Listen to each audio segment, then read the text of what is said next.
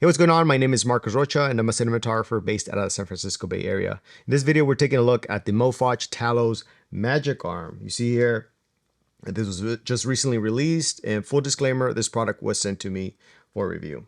So there's really two things that I love about this arm and that I look for in most arms that I've used in the past, and that's, is it strong enough to hold the monitor in every position that I throw at it?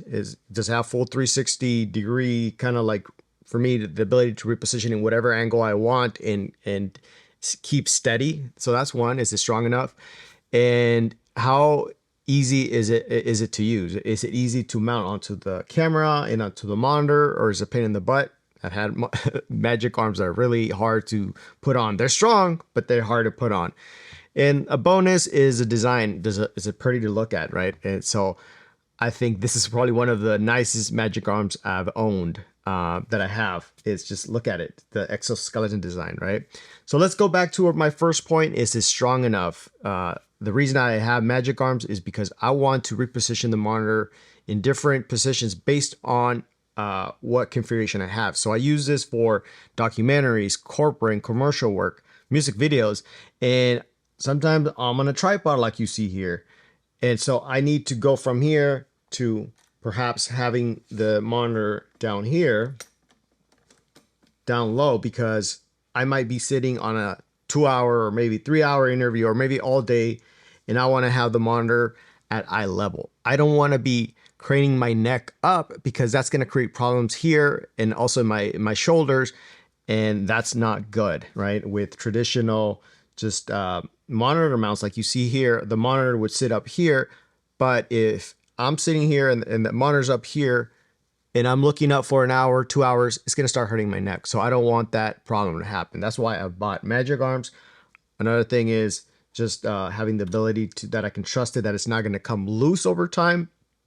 That's great, right? That it can take on whatever I throw at it. The Indy 7 is not too heavy. I believe the magic arm has a vertical payload of 11 pounds, which is crazy. And I think horizontal, it's about 5 pounds. So way more than I'm using here. This is probably the heaviest monitor I have. It has a cage on it as well, so it adds some weight. I would suggest you get cages on your cameras and on your monitors, because first of all, it protects it, but second is you get different mounting points. Here you see I can mount this arm anywhere along my cage. So that's great. It's just the flexibility of being able to mount the monitor however I need to, whatever position I need to have it, and that it's going to hold. So that's great about this arm. Is I've used it for over a month and a half on a lot of shoots, and so far it's been great. So the second thing I love about this magic arm is the twist lock release system. It has a 1/4 inch release system. See here, it's very easy for me to take off the monitor. See, I'm going to show you this.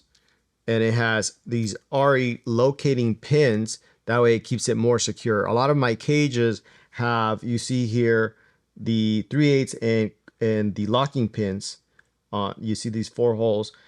And these go into that, and it keeps the mount, the magic arm mount, from twisting and undoing itself, which is a problem with traditional magic arms. You have to twist.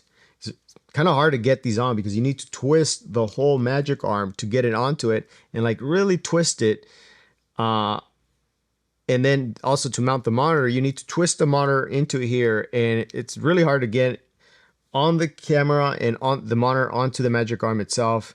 This is not great, and it these traditional teeth technology doesn't hold much weight. It tends to fall and undo itself, so I won't recommend this. This is just the first arm I ever got, and no, they're cheap, but they're not great. So the locating pins just give it extra security. They push in, so even if, let's say, if I wanted to mount to the side of the camera, it doesn't have locating pins, I can still screw on to the side of the camera, and I'll show you. See, that's 1/4 inch. I can still get it onto the camera, the camera cage, no problem, because the pins sink in. If you have camera cages that have a lot of like 3/8, I would suggest you purchase these screw-on adapters you see here. Take this off. It's like it takes your 1/4 inch and makes it into a 3/8. You can mount this onto the arm itself and make it 3/8 to go from 1/4 inch to 3/8, or you can mount it straight onto the cage. Let me see here. I prefer to go onto the cage because there's actually a lot of things I'm mounting onto my camera that are 1/4 inch. Most things are 1/4 inch, not 3/8. But again, this is perhaps, I think it's an RE standard. That's why they call it RE locating pins. And now you can go on to, let's say here, the side of the cage, because I made it 3/8 to 1/4 inch, right? So those adapters are very cheap, and I would suggest you get a couple of these. Okay, so again, this system is great. This head of having the twist lock knob of 1/4 inch, much simpler than this this having to twist the whole monitor onto it. You can do it from here. Simpler, easier to get the monitor onto. Let me show you. Onto the.